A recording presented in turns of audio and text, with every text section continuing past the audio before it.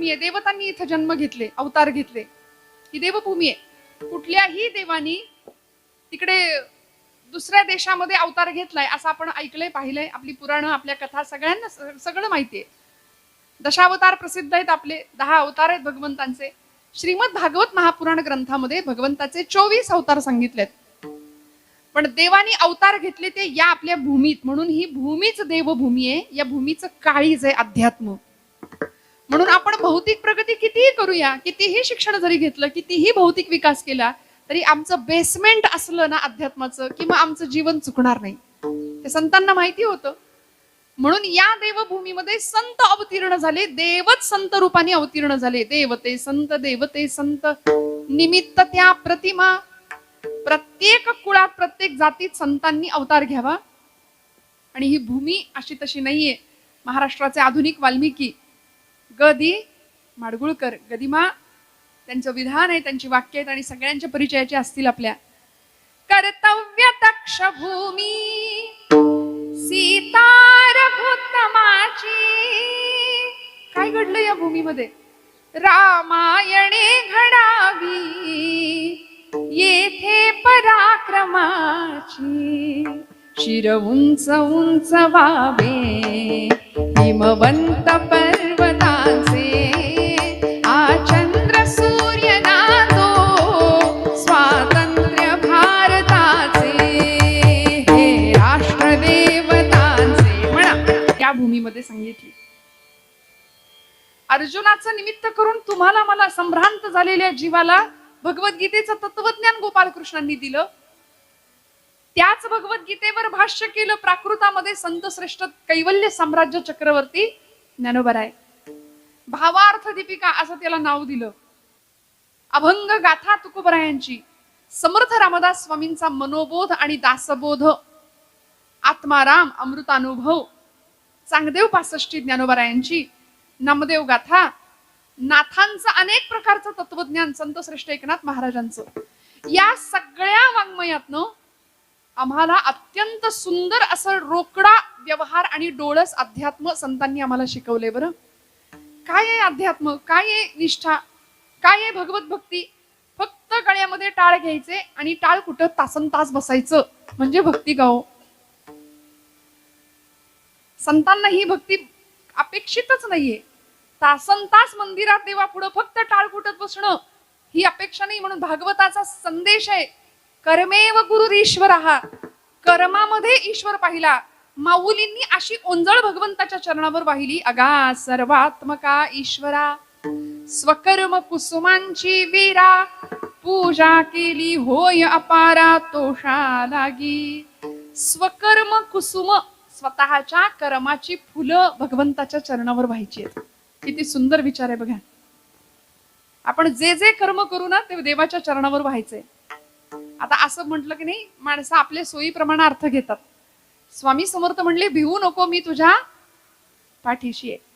आता चोरांनी चोरी करताना असा विचार करावा, काही हरकत नाही म्हणले घालूया आपण दरोडा. स्वामी म्हणले भिवू नको मी तुझ्या पाठीशी आहे. चालेल का असं? नाही. म्हणून शब्द वापरला ज्ञानोबरायांनी, सत्कर्मी रती वाढो.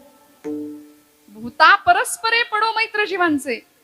पण सत्कर्म हा शब्द संतांनी वारंवार वापरलाय आपल्या सगळ्या वाङ्मयामध्ये. आणि या कर्मा पाठीमागची आपली निष्ठा प्रत्येकाने तपासावी असं संतांना वाटलं. म्हणून दंडवत घालून तुमच्या माझ्या हिताचा, तुमच्या माझ्या कल्याणाची कामना संतांनी केली. बघा, आपण सगळी मंडळी आता इथं लहान लहान, अगदी लहान लेकर आहेत. आपण शाळा कॉलेजचं उत्तम शिक्षण घेता आहात. मोरोपंत नावाचे एक पंडित साहित्य म्हणजे पंत साहित्यातले कवी होऊन गेले. ते म्हणाले, विद्येनेच मनुजा आले श्रेष्ठत्व या जगा माझी. न दिसे एकही वस्तू विद्येने या असाध्य आहे जी. विद्या नाम नरस्य रूपमधिकं प्रच्छन्न गुप्तं धनम. विद्या भोग करी यश सुख करी विद्या गुरुणां गुरु. विद्या बंधुजनो विदेश गमने विद्या परम दैवतम. विद्या राज सुपूजिता न तु धनम. विद्या विहीन पशु. माहितीये ना भर्तृहरींचा विद्येचं महत्व सांगणारा. शिकलात का आपण? कुणीतरी म्हणत होता आता सोबत, संस्कृत विषय आहे आपल्याला. हा, काय कोण आहे ही विद्या? तुमची माझी मैत्रीण, शेजारीण? नाही. विद्यानाम नरस्य रूपमधिकम. नराचं, पुरुषाचं, व्यक्तीचं खरं रूप आहे विद्या. त्यामुळे विद्वान सर्वत्र पूज्यते. सगळीकडे विद्वानाची पूजा होते. त्यामुळे अशी विद्या प्राप्त करणारी आपण सगळी मंडळी आहात. नाही ज्ञानेन सदृशम पवित्रम इह विद्यते. गोपालकृष्ण म्हणतात, विद्येशिवाय या जगाच्या पाठीवर दुसरी कुठलीच गोष्ट पवित्र नाहीये. आणि इतकं पवित्र काम या भूमीत चालतंय आज ज्ञानगंगा या विद्यानिकेतनामध्ये. दर महिन्याला आपण कीर्तन श्रवण करता आहात महाराष्ट्रातल्या नामवंत कीर्तनकारांची. विठ्ठल विठ्ठल विठ्ठल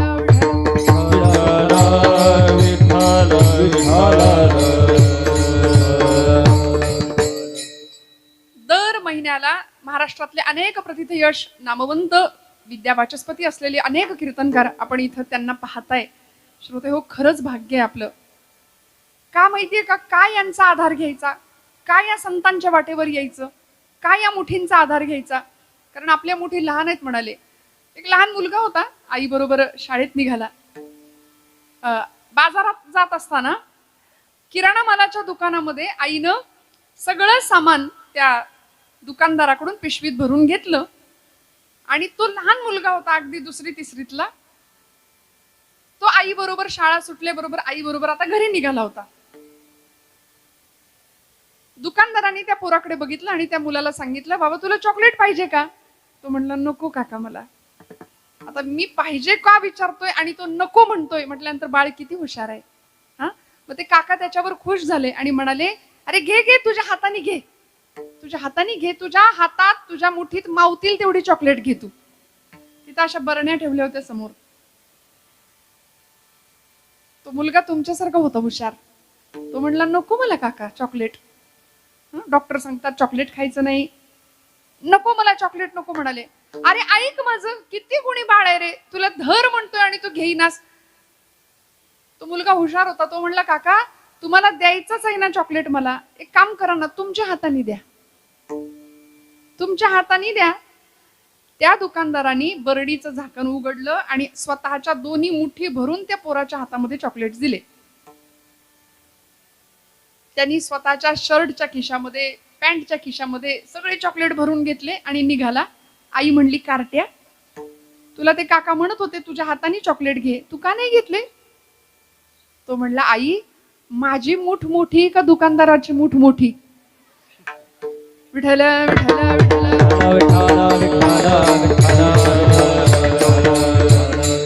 मला काय म्हणायचंय तुम्हाला कळलं. कुणाच्या मुठीतनं खाऊ जास्त मिळणार आहे की नाही? मोठ्यांची मूठ मोठी असते. आपण लहान मंडळी आहोत, मोठ्या मुठीचा आधार का घ्यावा लागेल? म्हणून मी भाग्य आहे आपल्या सगळ्यांचं असं का म्हटलं. शाळीग्राम सरांना, होडकर सरांना इतके धन्यवाद द्यावेत, इतके धन्यवाद द्यावेत की इतका विलक्षण आणि इतका अद्भुत उपक्रम आपल्या शाळेमध्ये ते राबवतायत. आज सगळ्या परंपरांची जननी असलेलं आणि सगळ्या परंपरांना सार्थ अभिमानाने आमच्या समोर मिरवणारं एक माध्यम आहे भक्तीचं, कीर्तन माध्यम. कलियुगाचं अत्यंत सुंदर असं साधन की जे आपल्याला आतही बघायला शिकवतं आणि बाहेरही बघायला शिकवतं. त्यामुळे सध्या आम्ही सगळे बहिर्केंद्री झालो ना, म्हणून आमच्या मुठी लहान आहेत, आम्हाला मोठ्यांच्या मुठीचा आधार घ्यावा लागेल. आम्हाला उत्तम खाऊ खायचंय. स्वातंत्र्यवीर विनायक दामोदर सावरकर म्हणले, जे जे उत्तम उदात्त उन्नत महन मधुरत येते. मग हे सगळं जर आम्हाला स्वीकारायचं असेल तर संतांच्या मुठी लागतील, महापुरुषांच्या मुठी लागतील आणि त्यांच्या मार्गाने जर आपण गेलो तर आम्ही आमच्या जीवनाच्या उत्तम ध्येयापर्यंत पोहोचल्याशिवाय राहणार नाही. म्हणून जगद्गुरु संत श्रेष्ठ तुकोबरायांच्या या अभंगाचं 3च चरणांचा अभंग आहे. या अभंगाचं प्रयोजन आहे की जे तुकोबराय आम्हाला भक्ती करत असताना त्या भक्तीमध्ये नेमकं काय काय असलं पाहिजे, भक्त्याची अंतर्लक्षणं नेमकी काय आहेत, भक्ताची बाह्य लक्षणं नेमकी काय आहेत, हे सांगत असताना अत्यंत सुंदर शब्दांनी अभंगाची सुरुवात करतात. अभंगाच्या प्रथम चरणात, निष्ठावंत भाव भक्तांचा स्वधर्म निर्धार हे वर्म चुको नये. शब्द वापरला निष्ठा, भाव, भक्ताचा स्वधर्म आणि निर्धार हे वर्म चुको नये. मी म्हटलं मग अशी अभंग जाताना पाठच करून जा. एक एक शब्द इतक्या ताकदीचा आहे. एकेका अक्षरात आहे माझा रमाकांत तुकोबराय म्हणतात. महाराज एवढ्या प्रचंड अभंग संख्येने आम्हाला गाथा देतात आणि एवढं सगळं करून काय म्हणले माहितीये? तुका म्हणे मज बोलवितो देव, अर्थ भाव गुह्य तोची जाणे. सगळं माझ्याकडून देवानी करून घेतलं म्हणाले, मी नाही केलं. आपण जरा जरी काही केलं तरी मी केलं म्हणून लगेच आपल्या स्वतःकडे श्रेय घेतो की नाही. देव आम्हाला एरवी नाही आठवत, आम्हाला देव अवघड पेपर दिवशी आठवतो. गणित इंग्रजीचा पेपर म्हणजे मी माझं सांगते, राहू दे तुमचं नाही सांगत, की आपोआप मारुतीच्या देवळाकडे पावलं जायची, आज वाचव बाबा, नाही का. देव आम्हाला संकटात आठवतो, एरवी नाही आठवत. पण संतांनी क्षणाक्षणाला त्याचं स्मरण केलं, क्षणाक्षणाला. प्रचंड निष्ठा भगवंताविषयी. आणि निष्ठा या शब्दाचा अर्थ आहे खर तर श्रद्धा असा जर आपण घेतला तर आचार्य जगद्गुरु शंकराचार्यांनी श्रद्धेची व्याख्या सांगितली, शास्त्रेषु गुरुवाक्येषु अतीव विश्वासः सा श्रद्धा म्हणाले. कशाला श्रद्धा म्हटलं? शास्त्रेषु शास्त्र प्रमाणावर वचनावर, गुरुवाक्येषु स्वतःच्या गुरूंच्या वचनांवरती. आता गुरुनिष्ठा राहिली नाही, गुरूंवर विश्वास राहिला नाही. शास्त्रेषु गुरुवाक्येषु अतीव विश्वासः सा श्रद्धा. श्रद्धेची व्याख्या सांगितली. परत सांगते, श्रद्धा नावाची आपल्यापैकी असलेली कुणी मुलगी नाही. श्रद्धा कशाला म्हणायचं? अंतःकरणामध्ये असलेली अशी भावना आहे की विश्वासाची भावना आहे. आपली श्रद्धा असावी कुणावर? भगवंतावर. आपली श्रद्धा असावी कुणावर? माता पित्यांवर. आपली श्रद्धा असावी कुणावर? आपल्या आचार्यांवर, आपल्या गुरुजनांवरती. मग तिथे असलेला पूर्ण विश्वास तिला श्रद्धा म्हटलंय. आणि तुकोबरायांनी शब्द वापरलाय निष्ठा. श्रद्धेची अजून एक वरची पातळी आहे, ती म्हणजे निष्ठा आहे. आता आपल्यापैकी बरीच मंडळी मेडिकलचं शिक्षण घेत आहेत. शैक्षणिक, वैद्यकीय आणि औद्योगिक असं सगळं शिक्षण इथं या सगळ्या या निकेतनामध्ये मिळतंय आपल्याला. भावी डॉक्टर आहात आपण सगळी मंडळी, बरोबर ना? मग डॉक्टरवर आमचा फार विश्वास असतो की नाही? आम्ही जर आजारी पडलो तर कधी न आठवणारा तो डॉक्टर नावाचा देव आपल्याला आठवतो. आपण डॉक्टरांकडे जातो, डॉक्टर लिहून देतात प्रिस्क्रिप्शन, ते घेऊन आपण लगेच मेडिकलमध्ये जातो. आपल्याला बऱ्याच जणांना ते अक्षर नाही कळत खरं, पण तरी पण आपण मेडिकलमध्ये जातो, त्यांना ते कागद दाखवतो, लगेच त्या गोळ्या घेतो आणि आपल्या घरी येऊन देवापुढे ठेवतो. हळदी कुंकू आपलं रोज व्हायचं त्या गोळ्या औषधांना, बरोबर ना? असं करतो का आपण? नाही करत. आपण ती गोळ्या औषधं, जेवढा कोर्स आपल्याला डॉक्टरांनी सांगितलाय तो सगळा कोर्स आपण घेतो. 4 दिवस, 5 दिवस, 8 दिवस, जे काही असेल ते. ती सगळी औषधं गोळ्या आपल्याला घ्यायची असतात का? आपला डॉक्टरवर विश्वास आहे. आपला डॉक्टरवर विश्वास आहे. मला फरक पडला पाहिजे, मला गुण आला पाहिजे. एखादा अंतराळवीर असतो, तो अंतराळात जातो. सुनीता विल्यम्स, कल्पना चावला सारख्या अंतराळवीर, वीरांगना अंतराळात जातात आणि तिथून सॅटेलाइट्सद्वारे सगळी चित्र आपल्याला उपग्रहांच्या माध्यमातून पाठवली जातात आणि आम्ही ती चित्र पाहतो. मंगळावर अमुक अमुक आहे, चंद्रावर अमुक अमुक आहे, हे आम्हाला खाली बसून कळतं. आम्ही त्यावर काय ठेवतो? जागेत ना आपण त्याच्यावर विश्वास ठेवतो. आपण असं म्हणतो का मी कुठं बघितलंय जाऊन? आपण त्याच्यावर विश्वास ठेवतो. अरे खरंच हे असलं पाहिजे. एखाद्यानी विषाची बाटली आपल्या समोर धरली आणि सांगितलं हे विष आहे बरं का, विष, हे प्यायल्यावर माणूस मरतो, असं जर म्हटलं तर आपण म्हणू हो असेल असेल बाबा. आपण असं म्हणतो का? मी कुठं बघितलंय, पिऊन बघू बरं, 2 थेंब मी पिऊन बघतो. नाही, आपण विषावर सुद्धा विश्वास ठेवतो. माझा मुद्दा नीट ऐका. आपण डॉक्टरवर विश्वास ठेवतो, आपण एखाद्या शास्त्रज्ञावर विश्वास ठेवतो. कितीतरी शास्त्रज्ञांनी शोध लावता लावता लावता सुरुवातीला असं कळलं मोठी आकाशगंगा गॅलेक्सी आहे. त्यानंतर असं कळत गेलं एक नाही अशा अनंत आकाशगंगा आहेत या ब्रह्मांडामध्ये. इन्फिनिट शब्द वापरला, अनंत आकाशगंगा आहेत. आणि आम्ही ज्याच्या सत्तेने हा सगळा व्यवहार चालू आहे त्या एका शक्तीला आमची संत परंपरा काय म्हणते माहितीये? अनंत कोटी ब्रह्मांड नायक. अनंत आकाशगंगा या ब्रह्मांडामध्ये आहेत हे शास्त्रज्ञ आम्हाला सांगतात. पण त्या अनंताचा सुद्धा ब्रह्मांडाचा नायक असलेला जो आहे ना, ती चैतन्य रूपी शक्ती, जिला तुकोबा विठ्ठल म्हणतात, कुणी कृष्ण म्हणतं, कुणी राम म्हणतं, कुणी गणपती बाप्पा म्हणतं, कुणी महाकाली म्हणतं, पण ती चैतन्यमयी शक्ती, तिच्यावर नेमका आमचा विश्वास नाही. आमचा सगळीकडे विश्वास आहे, आमचा संतांवर विश्वास नाही. म्हणून तुम्हा सगळ्यांचं का कौतुक, आपण दर महिन्याला संत विचार ऐकताय मुलांना. खरंच खूप मोठं भाग्य आहे. आणि आपल्यापैकी उगीच जबरदस्तीने कोणी बसत असेल तर आजपासून खरंच ठरवा की हे माझ्या हिताचं आहे, हे माझ्या कल्याणाचं आहे. महिन्यातून एक दिवस 2 तास मी इतकं सुंदर कीर्तन मला महाराष्ट्रातल्या खूप मोठ्या लोकांकडून ऐकायला मिळतंय, हे माझं अहोभाग्य आहे. नामदेव महाराज म्हणले, जन्मोजन्मी आम्ही बहुपुण्य केले, तेव्हा या विठ्ठले कृपा केली.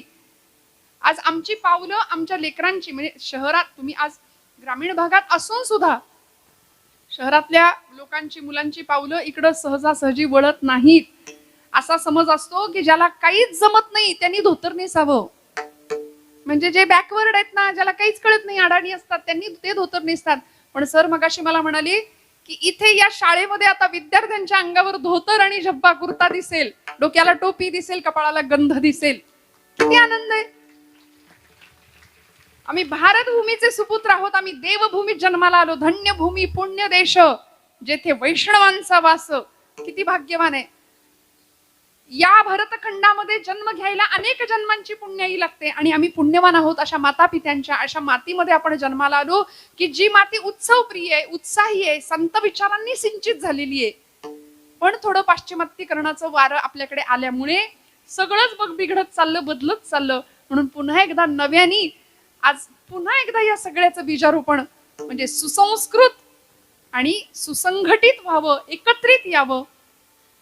इतक्या सुंदर पद्धतीने विचारांचा एक आचारांचा परिपाक तयार व्हावा, इतक्या सुंदर पद्धतीने हातात घेतलेलं हे असिधारा व्रत. संतांची हीच तर अपेक्षा आहे तुमच्या माझ्याकडून. दुसरं काय हवंय संतांना सांगा ना. बरं, दंडवत घालून कामना केली आणि आम्हाला सांगितलं खरा भक्त कसा असतो, त्या भक्ताची लक्षणं काय असतात. निष्ठावंत भाव. भक्ताकडे सगळ्यात पहिली असावी ती निष्ठा. कुठली निष्ठा, कसली निष्ठा. सध्या निष्ठा हा शब्द तुम्हाला सगळ्यांना माहितीये, मी काही नव्याने सांगत नाहीये. वापरून वापरून गुळगुळीत केलाय शब्द हा. पण तुकोबरायांनी ज्या वजनाने शब्द वापरला ना निष्ठा, त्याचा अर्थ खूप वेगळा आहे.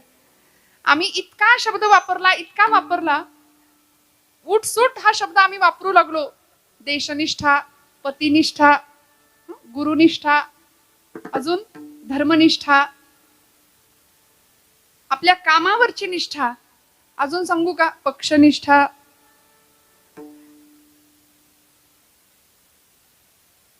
आज मी तुम्हाला अमुक अमुक पक्षाबद्दल सांगेन असं सगळं म्हणणं व्यक्त करणारी अनेक मंडळी असतात. या पक्षासारखा पक्ष, पण तुमचा कितवा पक्ष असं म्हणावं लागतं, असं विचारावं लागतं पक्षनिष्ठेविषयी बोलणाऱ्या माणसालाच.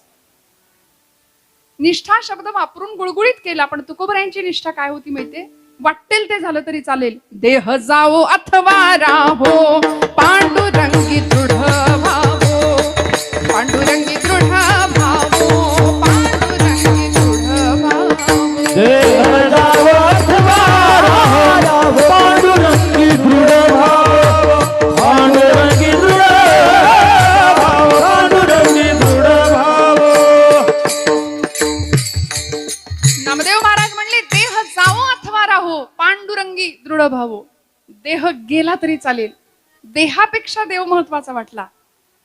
देहापेक्षा आज देवाला मानणारी माणसं थोडी कमी आहेत. बाबा महाराज सातारकर म्हणायचे, तुम्ही देवाला माना किंवा मानू नका, त्यांनी तुम्हाला मानले एवढं तरी माना. देवाला मानत नाही आपण. देवाला माना किंवा मानू नका, पण त्यांनी तुम्हाला मानले एवढं तरी माना. कारण ज्या दिवशी तो तुम्हाला मानणार नाही त्या दिवशी तुमच्या घरासमोर गर्दी जमेल. माणसं म्हणतील उचला आता झालं यांचं काम. मग 4 जण लागतात, खांद्यावर न्यावं लागतं नाही का. म्हणून आहेत तोपर्यंत आपल्या आतमध्ये असलेली एक प्राणशक्ती आहे, चैतन्य शक्ती आहे. तिला डॉक्टरी भाषेमध्ये जठराग्नी म्हटलंय. आणि भगवान गोपाल कृष्ण काय म्हणतात माहितीये का, अहम वैश्वानरो भूत्वाम प्राणिनां देहमाश्रिताः. जेवायला बसलात की पहिली अन्नाची आहुती जाते कुठं, त्या अग्नीला. आतमध्ये अग्नी आहे की नाही सांगा डॉक्टर मंडळी, आहे की नाही अग्नी आतमध्ये. मग आतमध्ये अग्नी आहे, तो प्रज्वलित आहे, तो पेटलेला आहे म्हणून आपल्याला भूक लागते. आणि आपल्याकडे परंपरेने एक श्लोक म्हणायला शिकवलाय. भोजन करताना आपल्याकडे श्लोक म्हणायची पद्धत आहे. तुम्ही म्हणता का सगळे? कुठला म्हणता? वदनी कवळ घेता. हा हा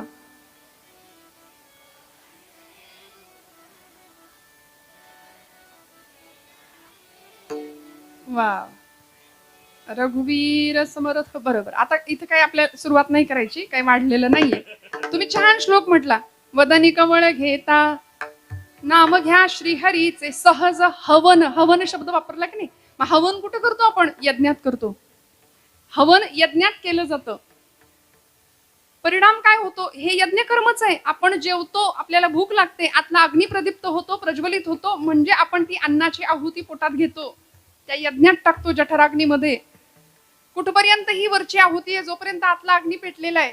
एकदा का आतला अग्नी थंड झाला की मग बाहेरचा अग्नी असतो. लोक म्हणतात उचला.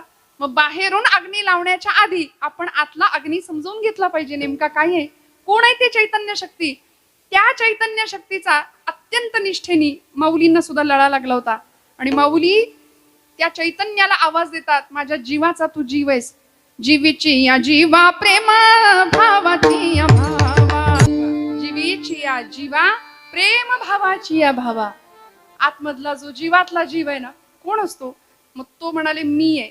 आपण त्याला मी म्हणतो, त्याला वेदांताच्या भाषेमध्ये कुटस्थ चैतन्य म्हटलंय. आणि तोच ओळखायचंय आपल्याला. मी कोण? आचार्य म्हणाले कोहम कथमिदम जातम को वै कर्तास्य विद्यते. मी कोण? Who I am. What is the mission of my life? मी कोण? आपण कधी विचारतो का स्वतःला मी कोण? मी कोण? मी कोण? विचारा बरं. सारखे प्रश्न विचारायचे. मी कोण? तुम्ही म्हणाल ताई काही पण काय सांगताय? मी कोण? माझं नाव अमुक अमुक अमुक. झालं मी कोणचं उत्तर? नाही, परत विचारायचं मी कोण. मग काय उत्तर मिळेल? मी अमक्या अमक्याची मुलगी, अमक्या अमक्याचा मुलगा. अजून एकदा विचारायचं मी कोण. मग मी या गावचा. परत एकदा विचारायचं मी कोण. महाराष्ट्र राज्य आहे माझं. मी कोण? मी भारताचा नागरिक आहे. मी कोण? असं करता करता करता आपल्याला काय उत्तर मिळेल माहितीये का? अहम ब्रह्मास्मी. मी ब्रह्म आहे. मी तो आहे. मी भगवंताचा अंश आहे. मी त्याचंच एक रूप आहे. म्हणून माणसाचा भगवंताकडे जाणारा एक प्रवास झाला पाहिजे. तुम्हाला एक गोष्ट सांगते. परवा गणपती उत्सवात आपल्याकडे पार पडला. गणपतीची एक छान मूर्ती एक शिल्पकार घडवत होता. दगडातनं मूर्ती घडवण्याचं काम चालू होतं. आणि ओबड धोबड असे टोकेरी पडलेले तिथं दगड होते. आणि तो मूर्तिकार त्या दगडातनं मूर्ती घडवत होता गणपती बाप्पाची. अतिशय सुंदर मूर्ती घडवली. पण ती मूर्ती पाहिली आणि माझ्या मनात एक प्रश्न आला. मी आपलं त्यांना विचारून टाकलं. म्हटलं काका, एवढी सुंदर माझ्या गणपती बाप्पाची मूर्ती त्या इतक्या ओबड धोबड दगडातनं तुम्ही केलीच कशी? माझा आपला वेड्यासारखा प्रश्न होता. पण ते म्हणले तुमच्या भाषेत सांगू का? म्हटलं सांगा. ते म्हणाले त्या दगडामध्ये आधीच मूर्ती होती. त्या दगडामध्ये आधीच गणपती बाप्पाची मूर्ती होती. फक्त त्या मूर्तीला नको असलेला भाग मी छिन्नी आणि हातोड्याच्या साह्याने काढून टाकला. आतमध्ये मूर्ती आपोआप तयार झाली. मग मग मला कळलं, अरे छिन्नी हातोड्याचा घाव करी दगडाचा देव, खाई दैवाचे तडाखे त्याचं माणूस आहे नाव. आमचा देवत्वाकडचा जर प्रवास व्हायचा असेल, आमच्या निष्ठा जर पक्क्या व्हायच्या असतील ना, तर आम्हाला सुद्धा अनेक प्रकारचं सगळं घाव सोसावे लागतील. त्या दगडाला तो मूर्तिकार ठोकतोय, घासतोय, तासतोय, कोरतोय आणि शेवटी तीच हत्यारं त्याच मूर्ती समोर ठेवून प्रार्थना करतो. त्वम ब्रह्मास्त्वम रुद्रस्त्वम अग्निस्त्वम. मग तो दगड नाही राहत, तो देव बनतो. तसे आमची निष्ठा पक्की असेल ना, तर आमचाही प्रवास मनुष्यत्वाकडून देवत्वाकडे झाल्याशिवाय राहत नाही. तुकोबरायांची निष्ठा इतकी पक्की होती, वाटेल ते झालं तरी चालेल, तुटो हे शरीर, फुटो हे मस्तक, नामाचा गजर सोडू नये महाराज म्हणतात. समाजाने दिलेला सगळा छळ हसत हसत सहन केला या मंडळींनी. का हो? निष्ठा पक्क्या होत्या. निष्ठावंत भाव भक्तांचा स्वधर्म, निर्धार हे वर्म चुको नये. अनेक प्रकारचे भाव शास्त्रकारांनी सांगितलेत. दास्य भाव आहे, सख्य भाव आहे, शांत भाव आहे, वात्सल्य भाव आहे आणि माधुर्य नावाचा एक भाव आहे. मग या सगळ्या भावांवर आरूढ असलेला जो खरा भक्त असतो ना, त्याची निष्ठा किती पक्की असावी. त्रिभुवन भागवतकार म्हणाले, वाटेल ते झालं तरी चालेल, आकाश कोसळलं तरी त्या आकाशावर, त्या कोसळलेल्या ढिगावर मी उभा राहीन, असे महापुरुष म्हणत होते. मग ते लोकमान्य टिळक असू दे, स्वातंत्र्यवीर सावरकर असू दे, भगतसिंग, राजगुरू, सुखदेव, अनंत कान्हेरे, हे सगळे भगवद्गीता हातात घेऊन फासावर गेले. वंदे मातरम हा महामंत्र होता त्यांचा. निष्ठा पक्क्या होत्या. वाटेल ते झालं तरी चालेल, देह गेला तरी चालेल, पण तरी सुद्धा आम्ही आमचा मार्ग नाही सोडणार. निर्धार हे वर्म चुको नये. आणि मग हे सगळं असताना भक्ताकडे अजून कुठल्या गुणांचा उहापोह किंवा समावेश असला पाहिजे, तुकोबराय अभंगाच्या दुसऱ्या चरणात सांगतात. निष्काम निश्चळी विठ्ठली विश्वास, पाहो नये वास आणि कांची. एकदा एका मार्गावरनं चालायचं ठरवलं ना, तर आमच्याकडे निष्कामता असली पाहिजे. आम्ही सध्या सगळं काम सकाम वृत्तीने करतो ना, मला काय मिळेल हा प्रश्न असतो प्रत्येक वेळी. हे केलं तर मला काय मिळेल, ते केलं तर मला काय मिळेल. पण संतांची आणि भक्तांची खरी भक्ती ही निष्काम होती, सकाम नाही. निश्चळ मनाची अवस्था न ढळणारी. चंचलम ही मन कृष्ण प्रमाथी बलवत दृढम, अशा मनाला उपमा दिल्यात अर्जुनानी. हे मन अत्यंत चंचल आहे देवा. बघा ना, तुम्ही सगळे कीर्तनात आहे, पण खरंच कीर्तनात आहात का? आहात का? तुम्ही देहाने कीर्तनात बसलाय, मन आहे का? खरं सांगा. इथं सगळीकडे फिरतय, सगळीकडे फिरतय. भूक लागलीये, सगळीकडे मन आमचं फिरत असतं. बरं, लहानपणापासून आम्ही इतकं काय काय ठरवतो, याव करीन, त्याव करीन, असं करीन, तसं करीन, पण बोलाची कडी आणि बोलाचा भात राहतो की नाही आपला. नुसतंच बोलतो आपण, करत काहीच नाही. पण या पाठीमागे अवस्था कशी असली पाहिजे? दृढ मन, निश्चळ मन, निष्काम अवस्था आणि भगवंतावर नितांत विश्वास, गुरूंवर नितांत विश्वास, माता पित्यांवर नितांत विश्वास. या संत मांदियाळीचा, महापुरुषांचा तसा विश्वास होता, म्हणून तर एक एक महापुरुष घडले. श्रोते हो, योद्धा संन्यासी असं ज्यांचं वर्णन केलं जातं, असे ज्यांनी शिकागो धर्म परिषद गाजवली आणि विश्वबंधुत्वाचा संदेश सबंध जगभर पसरवला, असे स्वामी विवेकानंद. 5 वर्षाचे होते, लहान होते, पण काय अवस्था होती बघा ना, काय संस्कार होते. वयाच्या 5व्या वर्षी आपल्या बाळाचा वाढदिवस, म्हणजे नरेंद्र लहान, त्यांचं लहानपणीचं नाव. वाढदिवसा दिवशी सगळा मित्र परिवार जमला होता आणि एकमेकांमध्ये चर्चा सुरू झाल्या. ए, तू कोण होणार रे मोठेपणी? तू मोठेपणी कोण होणार? आपण काय सांगता, उत्तर देता? माझे वडील डॉक्टर आहेत, मी डॉक्टर होणार. माझे वडील इंजिनियर आहेत, मी इंजिनियर होणार. मी अमुक होणार, मी तमुक होणार. असे सगळे जण उत्तर देत होते. आणि या पठ्ठ्याने उत्तर दिलं, मी घोडा चालवणारा टांगेवाला होणार आहे. नरेंद्राने उत्तर काय दिलं? मी घोडा चालवणारा टांगेवाला होणार आहे. सगळे हसले. वडील याचे वकील विश्वनाथ बाबू दत्त, कलकत्ता हायकोर्टाचे सुप्रसिद्ध वकील, आणि यांचा पोरगा टांगेवाला होणार. सगळे हसले. पण वडील आपल्यासारखे होते बरं का. म्हणजे काही वडील असे असतात, त्याला कानफटात लावली असती लगेच की तुझा बाप वकील आणि तू टांगेवाला होणार. पण वडिलांनी त्यामागचं कारण समजून घेतलं, कारण तो इंग्रजांचा काळ होता. वडील इंग्रजांचा सूटबूट घालत होते आणि कोर्टात जायचे. तो काही नरेंद्राला पटत नव्हता, आवडत नव्हता. ज्या घोड्याच्या गाडीत बसून जायचे, आता तुम्ही उत्तरेकडे जर गेलात ना, तर ती घोडागाडी, तिला बग्गी असं नाव आहे. आणि तो बग्गी हाकणारा एक असतो ना, त्याला कोचमन असं नाव आहे. तो टांगेवाला. लाल बुंद त्याचा तो पोशाख असतो, पेहराव असतो. हातामध्ये असा लगाम, हातात चाबूक. घोड्यावर मारला की घोडा भरधाव वेगाने पुढे जायचा. आणि पुढे बसणारा तो कोचमन, तुलनेने यजमान जो असतो ना पाहुणा, तो मागे बसतो त्या बग्गीमध्ये. आपण कधी पाहिली तर पहा. बग्गीचा रचनाच अशी आहे. टांगेवाला, तो घोडा हाकणारा माणूस असा उंचावर असतो. त्याला ते आवडायचं. नरेंद्रांनी पटकन उत्तर दिलं की मी घोडा चालवणारा टांगेवाला होणार आहे. पण आई वडिलांनी काय केलं पाहिजे? हळूहळू आपल्या संस्कारांवरची, आपल्या धर्मावरची, आपल्या परंपरेवरची निष्ठा आणि विश्वास कसा दृढ होत जातो पहा ना. भिंतीवरती एक चित्र लावलं होतं. त्या चित्र असं होतं, कुरुक्षेत्रावर भगवान गोपालकृष्ण अर्जुनाला भगवद्गीता सांगतायत, रथाचं सारथ्य करतायत अर्जुनाच्या. भुवनेश्वरी मातेनी आणि विश्वनाथ बाबूंनी आपल्या बाळाला सांगावं, नरेंद्रा तुला टांगेवाला व्हायचंय ना? हो, खुशाल हो, पण तुझ्या घोड्याच्या गाडीत फक्त अर्जुनाला बसव. त्या चित्राकडे दाखवलं बोट आणि सांगितलं तुझ्या घोड्याच्या गाडीत फक्त अर्जुनाला बसव, अर्जुनाचं सारथ्य करणाऱ्या गोपाळ कृष्णासारखा सारथी हो माझ्या राजा. हा संस्कार लहान वयामध्ये केला. आणि हळूहळू तुम्ही कधी वाचलं तर नक्की वाचा स्वामी विवेकानंदांचं चरित्र. स्वामीजी म्हणतात की पाश्चात्य शिक्षणाचा प्रभाव आमच्यावर होता आणि हळूहळू आमचा देव भोळेपणा नष्ट व्हायला लागला. आम्ही देव मानेनासे झालो. आमच्या निष्ठा गुळगुळीत झाल्या. आमची देवावर धर्मावर निष्ठा नाही राहिली. कारण पाश्चिमात्य लोक इथे यायचे, इंग्रज लोक इथे यायचे आणि भारतातल्या सगळ्याच प्रथा परंपरा देव धर्म हे सगळं खोटं आहे म्हणायचे, थोतांड आहे हे सगळं असं म्हणून आमची स्टिंगल करायचे. आमचा राष्ट्राभिमान स्वतःच्या टाचेखाली या लोकांनी तुडवायला सुरुवात केला. आणि खरंय मंडळी, फक्त इंग्रज आले का? कोण कोण आले? डच आले, शक आले, हून आले, पोर्तुगीज आले, इंग्रज आले. 150 वर्ष इंग्रजांनी राज्य केलं. मुघल आले, अनेक सुलतानी आक्रमण या भूमीवरती झाली. आणि एवढ्या वर्षानंतर या सगळ्या लोकांनी इथलं सगळं नेण्याचा प्रयत्न केला. लुटून सगळं नेलं. रिकाम्या आगबोटी भरून आले होते इंग्रज. सगळं नेण्याचा प्रयत्न केला आणि आमचा राष्ट्राभिमान सुद्धा स्वतःच्या टाचेखाली तुडवून टाकलाय.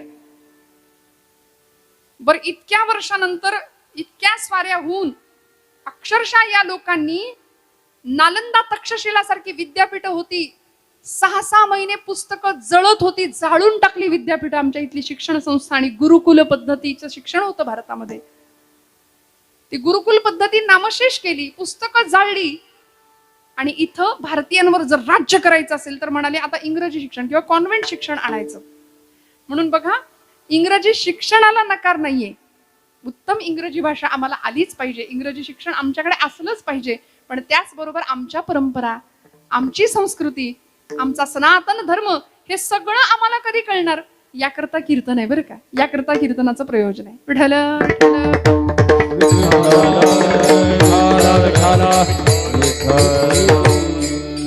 गंमत सांगू का तुम्हाला? बघा, मी सांगितलं तुम्हाला एवढ्या वर्षात हजारो स्वाऱ्या झाल्या, हजारो आक्रमणं झाली. अनेकांनी आमच्यावर सत्ता स्थापन करण्याचा प्रयत्न केला, सगळं जिंकून नेण्याचा प्रयत्न केला, पण नाही जिंकता आलं. नाही जिंकता आलं. सगळं नेलं असेल पण खरं सांगू, भारतीय भूमीतली कुटुंब व्यवस्था आणि भारतीय भूमीचा संस्कार त्यांना नाही नेता आला. नाही नेता आला. मग एवढ्या वर्षानंतर सुद्धा आम्ही काय म्हणतो? जो जीता वही. हा बघा, पटकन आलं की नाही तुमच्या तोंडात नाव? जो जीता वही सिकंदर. एवढ्या वर्षानंतर आम्ही त्यांचेच पोवाडे गातोय. मी असं काही म्हणायला सांगितलं होतं तुम्हाला सिकंदर म्हणा वगैरे, पण आमच्या रक्तात इतकं ते नाव भिनून गेलंय ना की आम्ही पटकन बोलून जातो, जो जीता वही सिकंदर. आजपासून म्हणी बदला. जो जीते वही छत्रपती शिवाजी महाराज, जो जीते वही छत्रपती संभाजी महाराज, जो जीता वही महाराणा प्रताप, जो जीते वही राजा विक्रमादित्य, जो जीते वही पृथ्वीराज चौहान, जो जीते वही झांसी की राणी. कितीतरी नावं आपल्याला घेता येतात. आपण या सगळ्यांना विसरतो आणि नको त्यांची नावं घेतो की नाही. या लोकांचा उद्दिष्टच हे होतं. लॉर्ड मेकॉले नावाचा शिक्षण तज्ञ होता. त्यांनी आपली शिक्षण व्यवस्था बदलली, आपला अभ्यासक्रम बदलला आणि इथे सगळे त्यांचे सिद्धांत येऊन आमच्या अभ्यासक्रमात समाविष्ट झाले. मी अभ्यास करू नका असं म्हणत नाही. तुम्ही म्हणाल ताई आता आमच्या पुस्तकात जे आहे ते आम्ही वाचायचं नाही का? जरूर वाचा, मार्क उत्तम मिळवा, माझं काही म्हणणं नाही. पण खरं सांगू, डार्विनचा उत्क्रांतीवादाचा एक सिद्धांत आहे. काय सांगतो आपल्याला? माणसाची उत्क्रांती कशी झाली?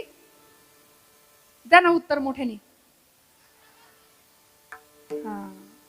माणूस कसा तयार झाला? माकडापासून. हा, माकडासारखा आम्ही वागतो कधी कधी, पण आम्ही माकडापासून झालोय असं वाटतंय तुम्हाला? आता हा डार्विनचा उत्क्रांतीवादाचा सिद्धांत आहे. आता तुम्ही कीर्तन ऐकताना मी पुराणाचा आधार देऊन तुम्हाला सांगते. श्रीमद भागवत महापुराण नावाचा ग्रंथ आहे, जो 17 पुराणांनंतर व्यास महर्षींनी 18वं पुराण म्हणून लिहिला. त्या भागवत पुराणामध्ये या प्रश्नाचं उत्तर दिलंय, माणूस कसा तयार झाला. ब्रह्मदेवांच्या सृष्टीचं वर्णन आहे. ब्रह्मदेवांनी जगातलं पहिलं जोडपं निर्माण केलं होतं, मनू आणि शतरूपा त्याचं नाव. मग मनू पासून निर्माण झालेले आम्ही सगळे मानव आहोत. दानवासारखे, मरकटासारखे कधी कधी वागतो. पण डार्विनचा उत्क्रांतीवादाचा सिद्धांत त्याच्याच मुलांनी खोटा ठरवला. त्याच्या मुलांनी त्यांना प्रश्न विचारला होता की म्हणाले, हे असं कसं झालं? म्हणले, बाबा माकडाचा जन्म, माणसाची उत्क्रांती माकडापासून. मग असं जर असेल तर आता जी माकडं दिसतायत त्यांचं काय करायचं? आता जी सगळी माकडं दिसतायत त्याचं काय करायचं? हा त्यांच्याच मुलांनी त्याला विचारलेला प्रश्न आहे. त्यामुळे मनूपासून आम्ही सगळे मानव निर्माण झालो आणि इथे दोन वंश झाले, चंद्रवंश एक आणि सूर्यवंश एक. एक होता चंद्रवंश, एक होता सूर्यवंश. चंद्रवंशामध्ये प्रभू गोपाल कृष्ण जन्माला आले, सूर्यवंशामध्ये प्रभू रामचंद्रांचा जन्म आहे. चंद्रवंशामध्ये गोपाल कृष्ण परमात्मा आहे, यदुकुल असं म्हटलं जातं, म्हणून देवाचं आडनाव काय आहे? यादव. पण म्हणले ते यादव गाईला चारा घालत होते. कळलं का? जागेपणी ऐका बरं का. गोपालकृष्ण यादव हे गोपालन करत होते, गो संवर्धन करत होते, गायीवर प्रेम करत होते, गायीला चारा खायला घालत होते. नंतरच्या यादवांनी गायीचाच चारा खाल्ला. पण मग हे सगळं असताना यदुकुलातले गोपालकृष्ण आणि इकडे सूर्यवंशामध्ये प्रभू राम, मर्यादा पुरुषोत्तम प्रभू रामचंद्र भगवान. या सूर्यवंशामध्ये पुढच्या काळामध्ये वेरूळच्या घृष्णेश्वराच्या कृपाशीर्वादाने भोसले घराण्यामध्ये मालोजीराजे भोसले जन्माला आले. त्यांच्या पोटी जन्म झाला शहाजीराजे भोसल्यांचा. इकडे चंद्रवंशामध्ये लखुजीराजे जाधव, सिंदखेड राजाचं एक घराणं होतं जाधवांचं, म्हणजे यादवांचेच जाधव झाले. त्या जाधवांच्या घराण्यामध्ये लखुजीराजे जाधवांची एक मुलगी होती जिजाऊ, ज्या महाराष्ट्राच्या राजमाता, राष्ट्रमाता जिजाऊ साहेब आणि छत्रपती शहाजीराजे भोसले यांचा विवाह होतो. चंद्रवंश सूर्यवंश एकत्र येतात आणि या भूमीला एक शककर्ता राजा, स्वराज्य निर्माता छत्रपती शिवाजी महाराज मिळून जातात. हे या भूमीचं सार्थक आहे, हे या भूमीचं वैभव आहे. म्हणून आमचे वारसदार राम आहे, आमचे पूर्वज राम कृष्ण छत्रपती शिवाजी आणि छत्रपती संभाजी माकडं नाहीत. एवढं डोक्यात पक्क ठेवा बरं का. त्यांचे आम्ही वंशज आहोत, त्यांचे आम्ही वारसदार आहोत. मग तुकोबरायांना आम्हाला हेच सांगायचंय, या सगळ्या मंडळींनी जे एक गोष्ट आम्हाला करायला शिकवली ती आम्हाला निष्ठेने करावी लागेल, अत्यंत विश्वासाने करावी लागेल. धर्माचे पालन, धर्माचे पालन, धर्माचे पालन, धर्माचे पालन, करणे पाखंड खंडन, करणे पाखंड खंडन, करणे पाखंड खंडन, करणे पाखंड खंडन, करणे पाखंड खंडन, धर्माचे पालन, करणे पाखंड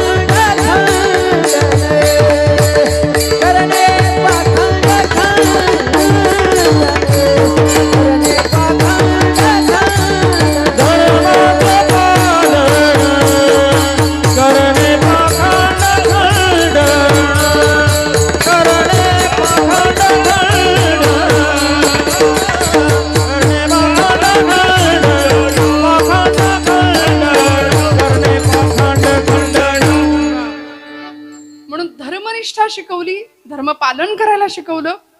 भगवंतांचं कार्य आहे, विनाशाय च दुष्कृताम, दुष्टांचा नाश व्हावा, धर्माची पुनर्संस्थापना व्हावी आणि समाजामध्ये नीतीचं दर्शन सगळ्यांना व्हावं. यासाठी आमचा प्रयत्न असला पाहिजे. मी स्वामीजींचं उदाहरण सांगत होते मगाशी. ज्या स्वामीजींनी अगदी लहान वयामध्ये विवेकानंदांनी पाश्चात्य शिक्षणाचा प्रभाव ज्यांच्यावर पडला आणि ते म्हणायला लागले, चरित्रात सांगतात की आम्ही नास्तिक बनायला निघालो, आम्ही देवाला मानायला तयार नाही. मग भेटेल त्याला विचारायचं, देवाला पाहिलंय का, देवाला पाहिलंय का. कुणी बैरागी, संन्यासी, साधू, सत्पुरुष एखादा दिसला की त्याला विचारायचं, तुम्ही देव पाहिलाय का, तुम्ही देव पाहिलाय का. कुठेच उत्तर मिळत नव्हतं. आणि पहिल्यांदा आयुष्यात या प्रश्नाचं उत्तर देणारी व्यक्ती समोर भेटली गुरु स्वरूपामध्ये. कोण हो? रामकृष्ण परमहंस. रामकृष्णांच्या समोर नरेंद्र स्वामी विवेकानंद उभे आहेत. रामकृष्ण परमहंसांकडे पाहिलं आणि पहिला आपला ठेवणीतला प्रश्न विचारला, तुम्ही देवाला पाहिलंय का. रामकृष्ण परमहंस शांतपणे उत्तर दिलं, हो. तुला कसं पाहतोय तसा देवाला पाहिलाय. मग हुरळून नाही गेले, मला दाखवाल का. लगेच दुसरा प्रश्न तयार होता. म्हणाले, मला दाखवाल, मला दाखवाल. रामकृष्ण परमहंस म्हणाले, हो, मला जसा पाहतोयस ना तसा तुला देवाला दाखवेन. मग कलकत्त्याला बोलावून घेतलं दक्षिणेश्वराला आणि मग तिथे प्राथमिक अवस्थेपासून सगळी तयारी करून घेतली. ध्यानधारणा, योग, प्राणायाम या सगळ्या सिद्धी प्राप्त झाल्या. तेव्हा निर्विकल्प समाधीचा अनुभव दिला आणि मग देव दिसला हा अनुभव विवेकानंदांनी घेतला. परिव्राजक अवस्थेमध्ये भारत भ्रमण केलं. 3 वर्ष स्वामी विवेकानंदांनी कन्याकुमारीला गेले आणि तिथे स्मारक आहे आज भारताच्या दक्षिणेला. 72 तास ध्यानावस्थेमध्ये एका खडकावर जाऊन बसले. एक खडक खुणावत होता. नावाड्याला विचारलं, मला त्या खडकावर सोडतोस का? तो नावाडी म्हणला, पैसे लागतील. स्वामीजी म्हणाले, माझ्या खिशात पैसे नाहीयेत, पण माझ्या बाहूंमध्ये बळ आहे. घेतली समुद्रामध्ये उडी आणि तो खडक गाठला. 3 दिवस 3 रात्री त्या खडकावर बसून साधना केली. मी कोण याचं उत्तर प्राप्त केलं. आणि मग भगवंतापेक्षा मी कोणी वेगळा नाहीये ही अवस्था निर्माण झाली. जीवनाचं ध्येय निश्चित झालं. आणि हेच स्वामी विवेकानंद भारताचं प्रतिनिधित्व करायला शिकागोची धर्म परिषद गाजवतात आणि विश्वबंधुत्वाचा एक सुंदर संदेश भारताच्या वतीने मांडतात. अमेरिकेतल्या माझ्या बंधू आणि भगिनींनो म्हणून सगळे एका सूत्रात घेतलं. आणि भगवंताचं जे तत्वज्ञान आहे, ईश्वर सर्वभूतानां हृद्देशेर्जुन तिष्ठती भ्रामयन् सर्वभूतानि यंत्रारूढानि मायया, हे विलक्षण तत्वज्ञान मांडलं. मला सांगा ना, हा विश्वास असावा लागेल, ही निष्ठा असावी लागेल. नामदेव महाराज म्हणले ना, आपण प्रमाण ऐकलं, देह जावो अथवा राहो पांडुरंगी दृढ भावो. तुका म्हणे प्राण करा देवासी अर्पण. प्राण गेला तरी चालेल, पण आमचं ध्येय आणि आमच्या निष्ठा आम्ही पक्क्या ठेवू. हा संतांचा किंवा महापुरुषांच्या आयुष्याचा संदेश होता. वाटेल ते झालं तरी स्वातंत्र्यवीर विनायक दामोदर सावरकर कुठे गेले हो? लंडनला गेले होते. कशा करता? अलीकडे पुस्तक वाचनाची परंपरा किंवा प्रथा कमी झाली, वाचन संस्कृती कमी झाली, म्हणून आध्यात्मिक लायब्ररी आज पाहिलं मी, दर्शन घेतलं. आम्ही वाचायला तयार नाही. एका मुलाला मी विचारलं होतं, तू वाचतोस का रे चांगलं काही? तुम्ही वाचता का काही चांगलं चुंगलं, काही एखादं पुस्तक, काही अवांतर वाचन करता का? शालेय अभ्यासाव्यतिरिक्त काही वाचता का? तो म्हणाला, ताई व्हॉट्सअपवरचे मेसेज इतके असतात, म्हणले तेच संपत नाही वाचून, इतकं वाचतो. अलीकडे ते एक विद्यापीठ चांगलं आहे व्हॉट्सअप, आहे की नाही, तेच संपत नाही म्हणाले. म्हटलं तू खरंच काही वाचत नाही? नाही म्हणले, नाही वाचत. म्हटलं आता तू वाचत नाही. विठ्ठल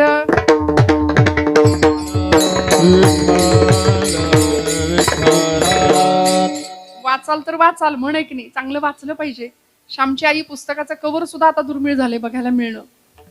घराघरात हे पुस्तक असावं. आम्ही घरं भरली, फर्निचर भरले, माणसांना बसायला जागा नाही, एवढं फर्निचर आहे घरात, पण 50 रुपयाचं पुस्तक सापडेल की नाही हे सांगता येत नाही. इतकी दुर्भिक्ष झालं वाचन संस्कृतीचं. मग त्या श्यामच्या आईनी काय संस्कार केले होते? साने गुरुजी काय सुंदर आठवण सांगतात. तो आंघोळ करून ज्यावेळी श्याम बाहेर येतो मोरीतनं, बाथरूम मधून ज्यावेळी तो बाहेर येतो, त्यावेळी आईला सांगतो, आई तुझा पदर खाली पसर, माझ्या पायाला घाण लागेल, माझ्या पायाला माती लागेल. त्यावेळी आई सांगते, श्याम पायाला घाण लागू नये म्हणून जेवढा जपतोस, तेवढी मनाला घाण लागू नये म्हणून जप माझ्या राजा, आयुष्यभर. हा संस्कार त्या वयामध्ये होत होता. त्या वयामध्ये ते संस्कार केले जात होते. म्हणून ही मंडळी, ही माणसं घडत होती. श्रोते हो, छत्रपतींचं घडणं सुद्धा असंच आहे की नाही हो? राजे लढले कसे आम्हाला माहितीये, पण घडले कसे याचा विचार आम्ही कमी करतो. आमचा विश्वास आणि आमची निष्ठा जर पक्क्या व्हायच्या असतील ना, आमच्या धर्माविषयक, आमच्या संतांच्या विचारांच्या विषयक, तर आम्हाला या महापुरुषांच्या चरित्रांकडे जावं लागेल, बघावं लागेल, थोडस त्यांच्या सानिध्यामध्ये राहावं लागेल. तुकोबा नाहीये तिथं, पण गाथेच्या रूपाने महाराजच आम्हाला मार्गदर्शन करतायत. ज्ञानोबा माऊली नाहीये तिथं, पण लेकरू होऊन जाऊया आईच्या मांडीवर जातो तसं ज्ञानोबराय आम्हाला समजावून सांगतील आमच्या जीवनाचं सगळं गमक. हे देवभक्तीच्या बाबतीत झालं. देशभक्तीच्या बाबतीमध्ये स्वातंत्र्यवीरांचं उदाहरण सांगत होते. लंडनला गेले शस्त्रास्त्र निर्मितीचा उद्योग करायला. लोकमान्य टिळकांनी स्कॉलरशिप मिळवून दिली होती सावरकरांना. काळजी करू नका म्हणाले, मी जातो. श्यामजी कृष्ण वर्मा आणि लोकमान्य टिळक या दोघांनी सावरकरांना आग्रह केला, विलायतेला जा, बॅरिस्टर होण्याच्या निमित्ताने जा.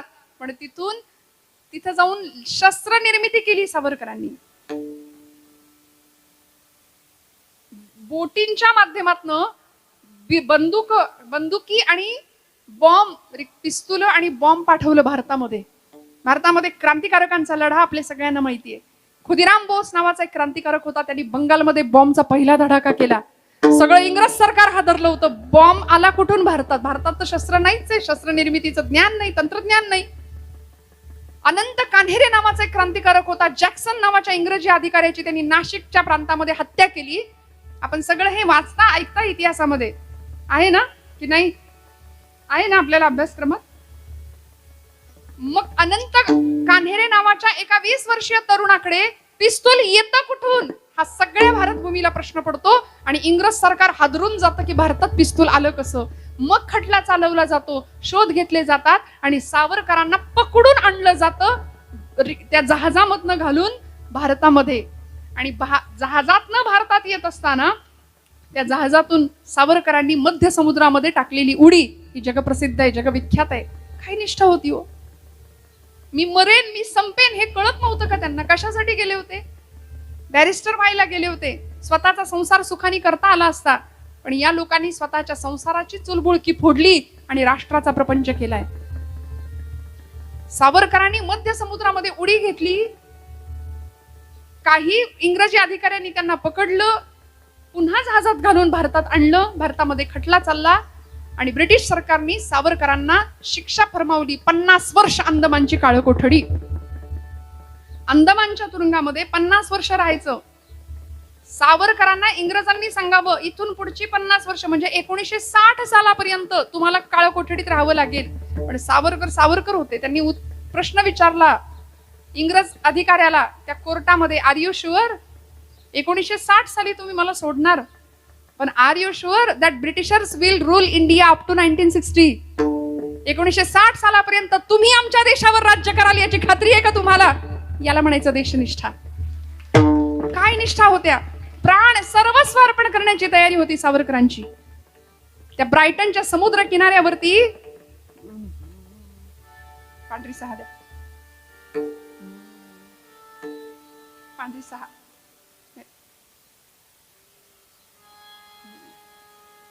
आपलं पांढरी 2 चालू आहे ना? हा okay. Scale change. Vitthal Vitthal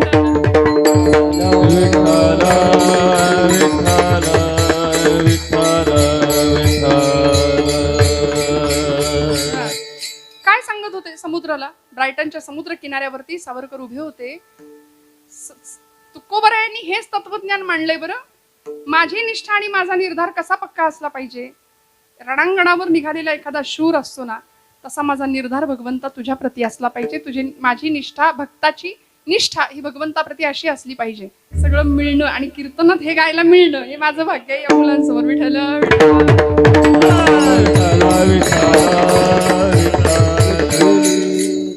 काय झालं? लंडन वरून त्यांना पकडून आणलं, शिक्षा सुनावली गेली आणि अंदमानला जाण्यापूर्वी साखळ दंडांनी जखडून, म्हणजे आरोपीच्या, कैद्याच्या वेशामध्ये मुंबईच्या एका जेलमध्ये सावरकर काही दिवस होते.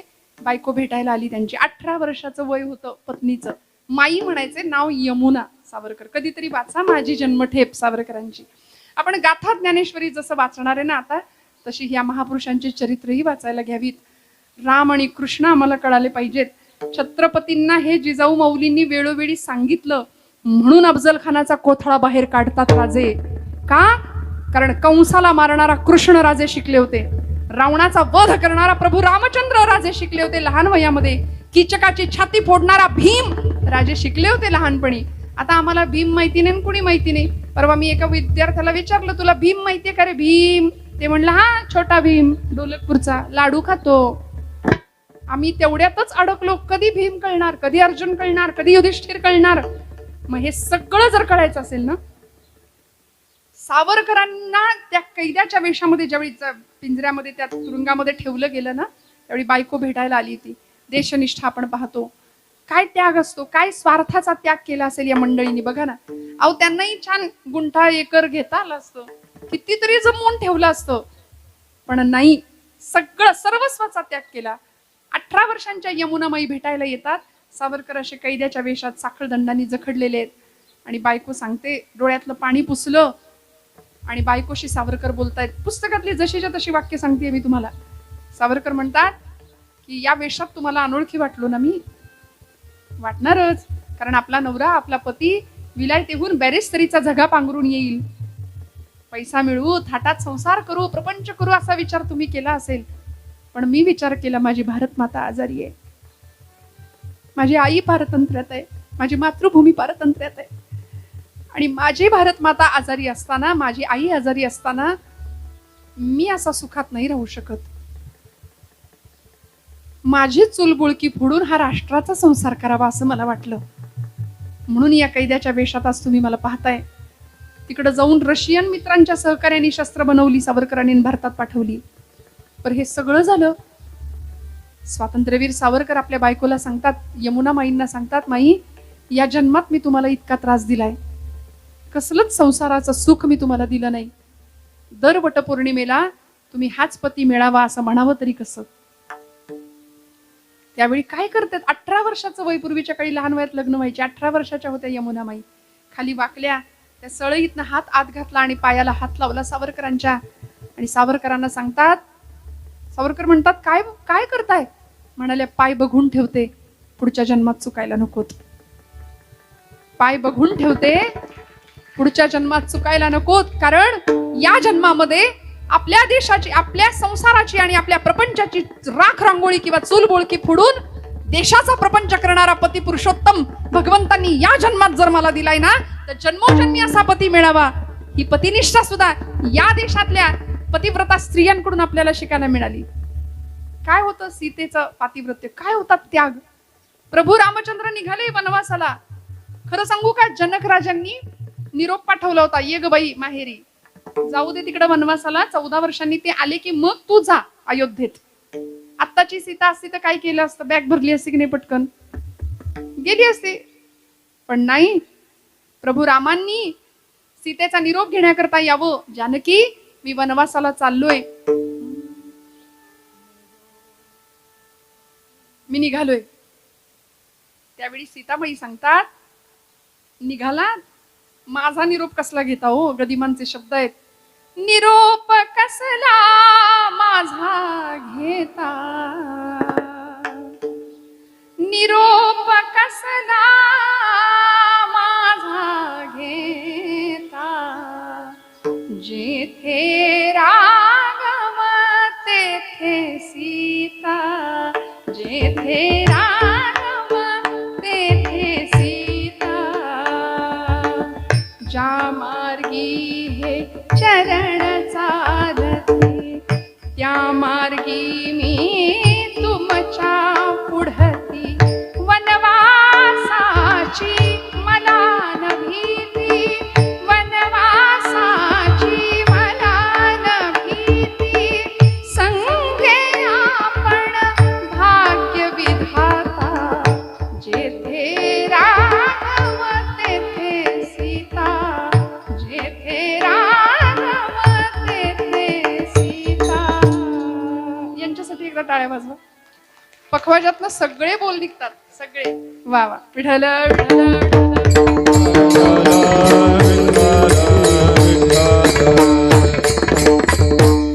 हा त्याग आहे, हा स्वार्थाचा त्याग आहे. एखादा शूर रणांगणामध्ये जातो आणि माघारी परतून सुद्धा पाहत नाही, तसा या देशाचा सैनिक सुद्धा बघा ना, सेवेवरती जातो. निष्ठा काय असते.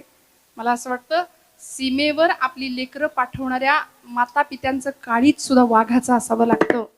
ते असतं म्हणून आपली लेकरं सीमेवर पाठवतात. मग जाणारा जवान जसा मागे परतून पाहत नाही ना, तसं धैर्य आणि तसा निर्धार, तसा विश्वास, तशी निष्ठा आणि तसा विश्वास भगवंता माझ्याही इकडे असला पाहिजे. रणी निघता शूर न फिरे माघारी, रणी निघता शूर न फिरे माघारी, निघता शूर न फिरे माघारी, निघता शूर न फिरे माघारी, रणी निघता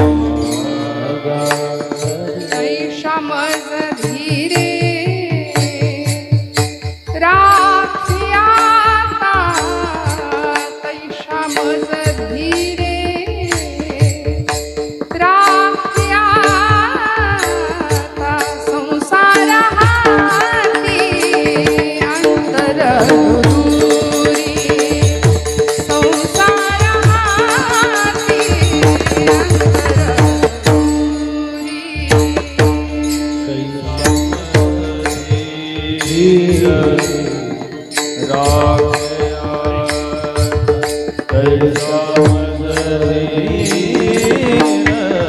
राख्या संसारा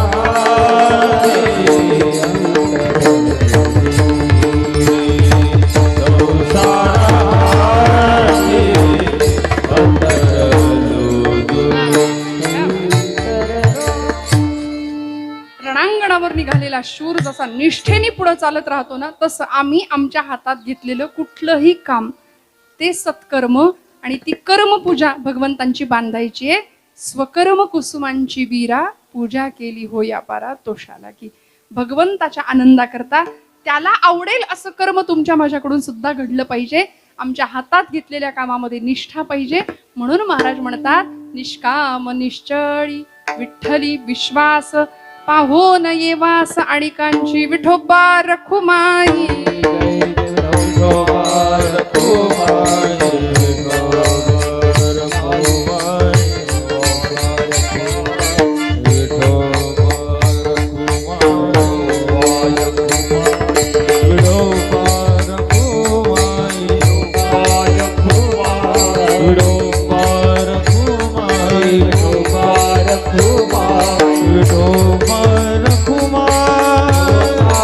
टाळी टाळी.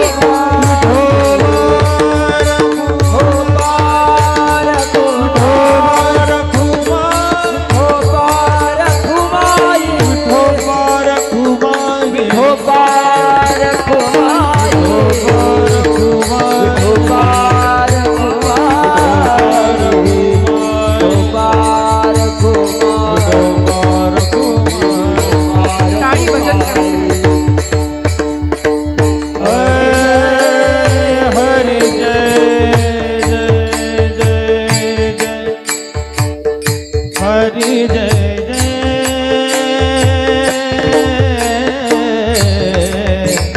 विठोबा रखुमाई जय जय विठोबा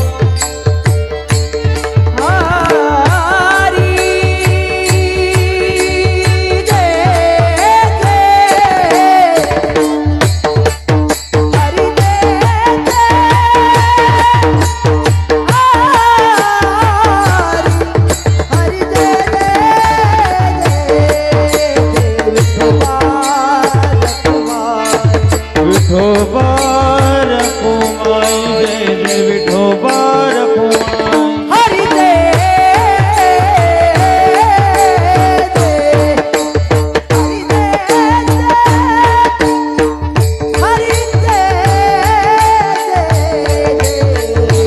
हरि विठोबा रखुमाई टाळी टाळी. विठोबा रखुमाई. विठोबा रखुमाई. हा, हा. विठोबा रखुमाई.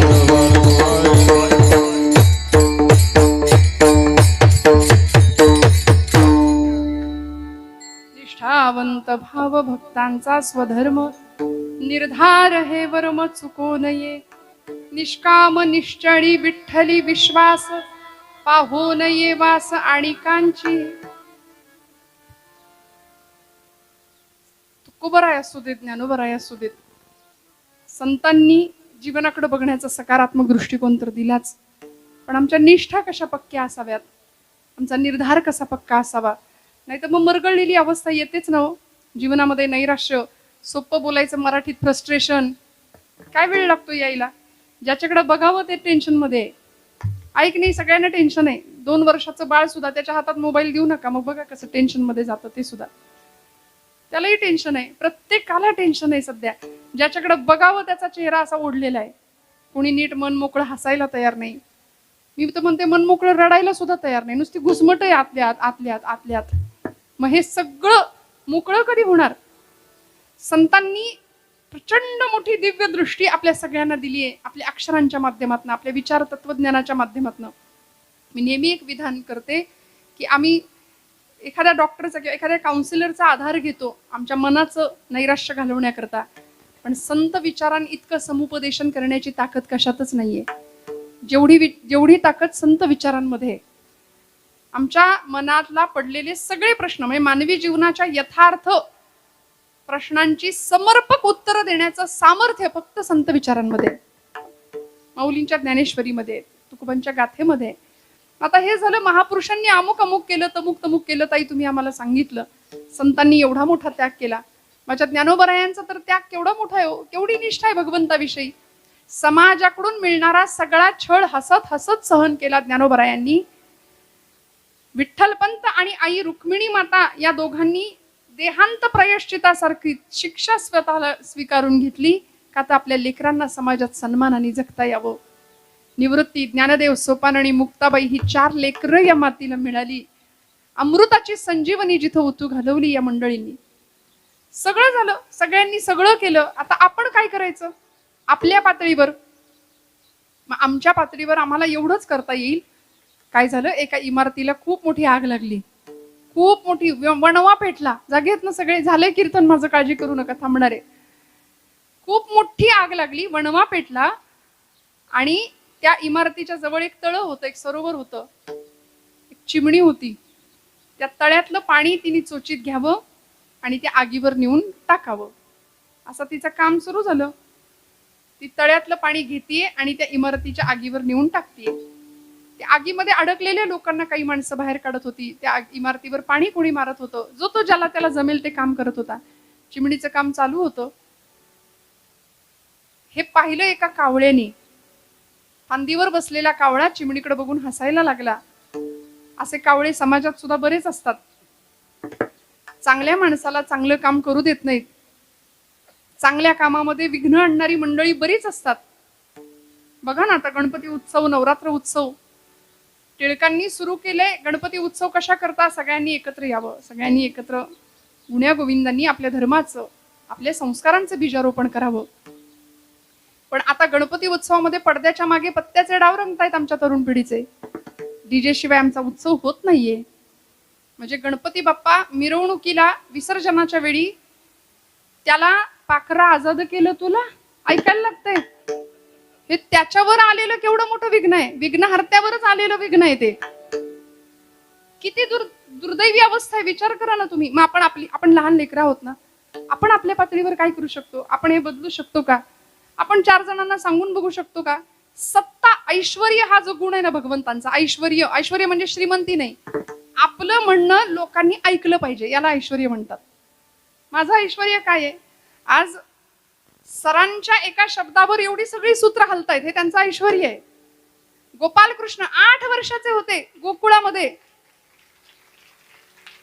8 वर्षाच्या गोपालकृष्णांनी गोवर्धन पर्वताची पूजा करा आणि इंद्रपूजा बंद करा हे 8व्या वर्षी गोकुळाला सांगावं आणि पिढ्यानपिढ्याची परंपरा एका क्षणात बंद व्हावी, हे देवाचं ऐश्वर्य आहे. माऊली त्याचे गुण सांगतात ना, 6 गुण, त्यातला एक ऐश्वर्य हा गुण आहे. तसं आपली माणसं ऐकतात का? इथं घरात कुणी कुणाचं ऐकायला तयार नाही. तू गप्प बस, तुला काही कळत नाही. सगळ्यांना बोलायचंय, ऐकायचं कुणालाच नाहीये. त्यामुळे आपलं काही मंडळींनी ऐकावं हे आपलं ऐश्वर्य असतं. मग आता आपण बोलून बघूया ना. वाढदिवस उत्तम पद्धतीने, शास्त्रशुद्ध आपल्या धर्मपद्धतीने साजरा व्हावा. आपण कथा कीर्तन नेहमी ऐकता, सांगून बघूया, बोलून बघूया. काय करावं लागेल? आता नवरात्र उत्सवामध्ये बघा, तो मेसेज फिरेलच काही दिवसात. अमुक दिवसाचा अमुक रंग, या दिवशी अमुक रंग, त्या दिवशी तमुक रंग फिरणार आहे हा मेसेज काही दिवसात. ज्यांनी कुणी हा मेसेज काढलाय शोधून, त्यांना शोधलं पाहिजे खरं तर.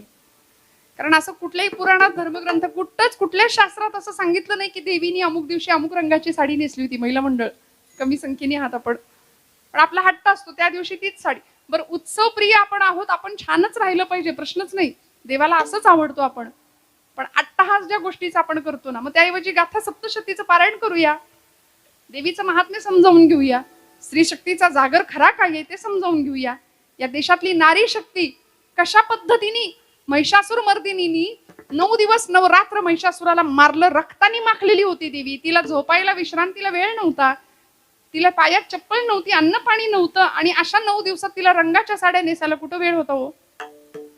पण हे आम्ही नको त्या गोष्टींकडे आमचा जास्त विचार प्रवाह वाहतो, त्यामुळे आम्ही आमचं नुकसान करून घेतो. त्यामुळे आम्ही आमच्या पातळीवर काय करू शकतो? त्या चिमणीने केलं तसं. तिने त्या चोचीत पाणी घ्यावं आणि त्या इमारतीवर नेऊन टाकावं. त्या चोचीत पाणी घ्यावं, इमारतीवर नेऊन टाकावं. त्या कावळ्याने तिची निंदा केली. तो टिंगल करत कुत्सित भावनेने तिला म्हणाला, बाई ग, तुझी चोच केवढी, तुझी ताकद केवढी, आणि तू आग विझवायला निघाली, तुझ्या चोचीत पाणी केवढं मावतंय, तू तो सुई की नोक से पहाड खोदने जा रही है. काय चाललंय म्हणाले तुझं. हसायला लागला. ती चिमणी म्हणाली, दादा मला ठाऊक आहे, माझी ताकद कमी आहे, माझी शक्ती कमी आहे, माझ्या चोचीत पाणी सुद्धा कमी मावतं, पण उद्या या घटनेचा जेव्हा इतिहास लिहिला जाईल तेव्हा माझं नाव आग लावणाऱ्यांच्या यादीत नसेल, आग विझवणाऱ्यांच्या यादीत राहील. मग आपण नेमकं कुठल्या यादीत असलं पाहिजे, एवढा जरी आपण विचार केला तरी देवाला आवडेल असं काम आपल्याकडून घडल्याशिवाय राहणार नाही. तुकोबराय म्हणतात की देवाचं काम करणाऱ्याला, देवाच्या प्रती निष्ठा बाळगणाऱ्या भक्ताची उपेक्षा झालीये असा ऐकिवात सुद्धा नाहीये. तुका म्हणे ऐसा कोण उपेक्षिला.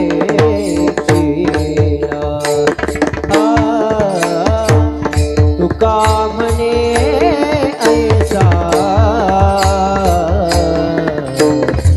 कोण उपेक्षिला.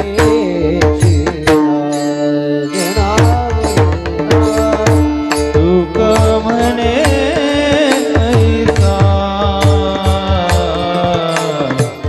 कोण उपेक्षिला. तुका म्हणे ऐसा कोण उपेक्षिला.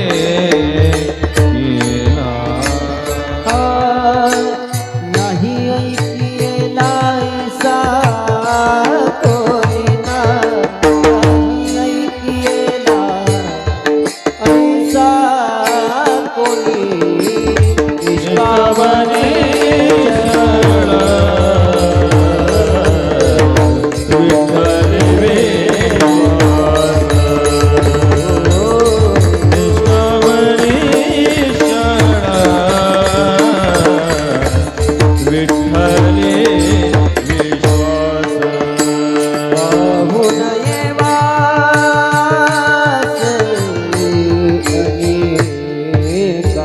अनेकाची.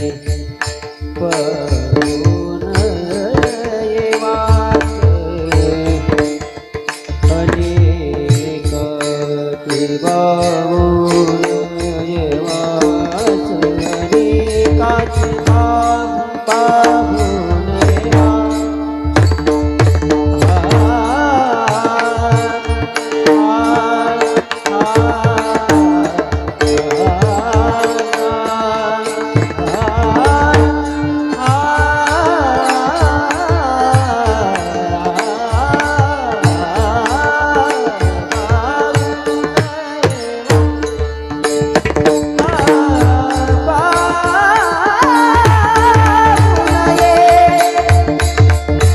पाहून येवास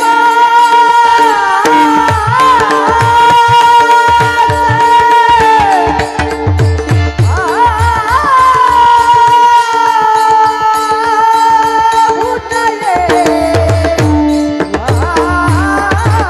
पाहून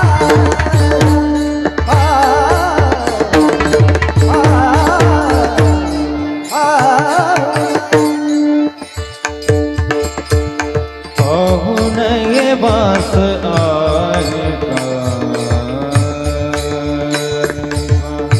पाहून येवास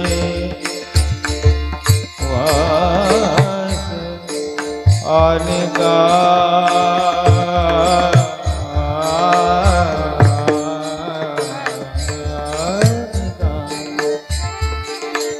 पाहून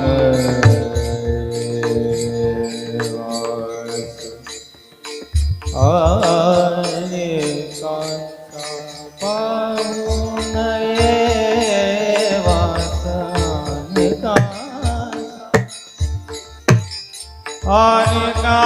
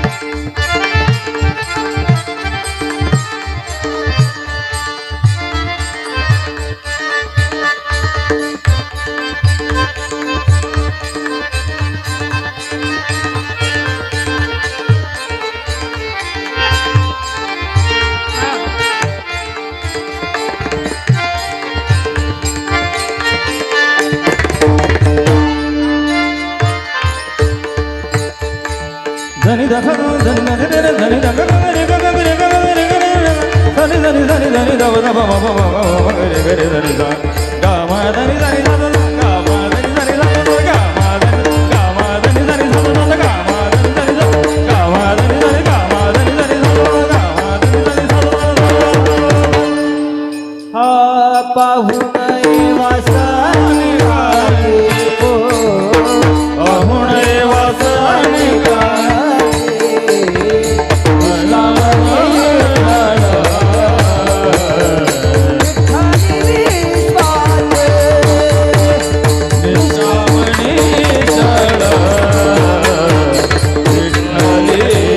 हो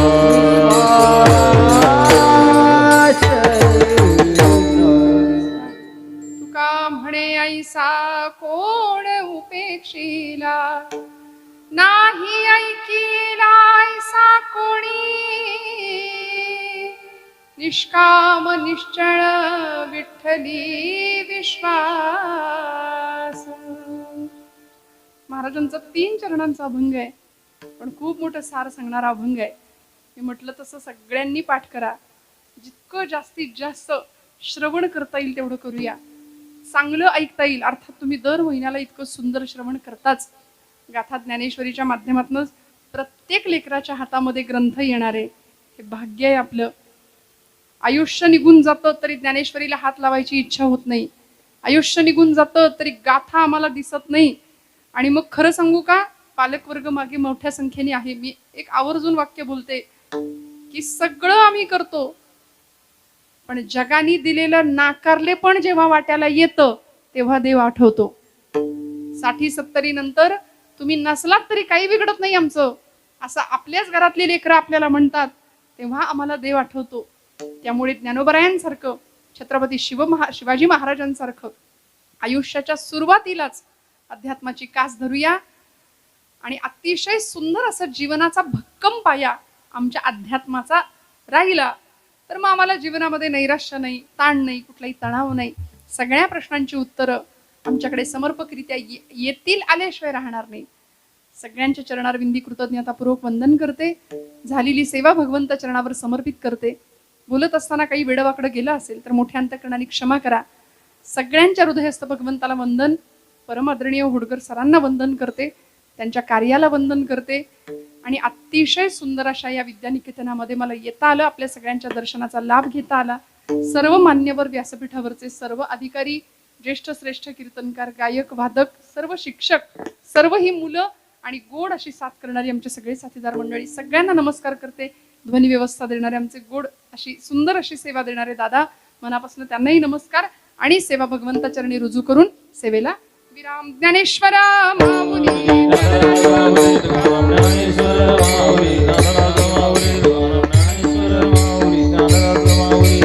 एकदा मस्त टाळी वाजवा. तुम्ही टाळ्या वाजवणारा एक वर्ग मधला आहे. मागच्या मंडळींनी ठरवलंय का हात नाही वर करायचे?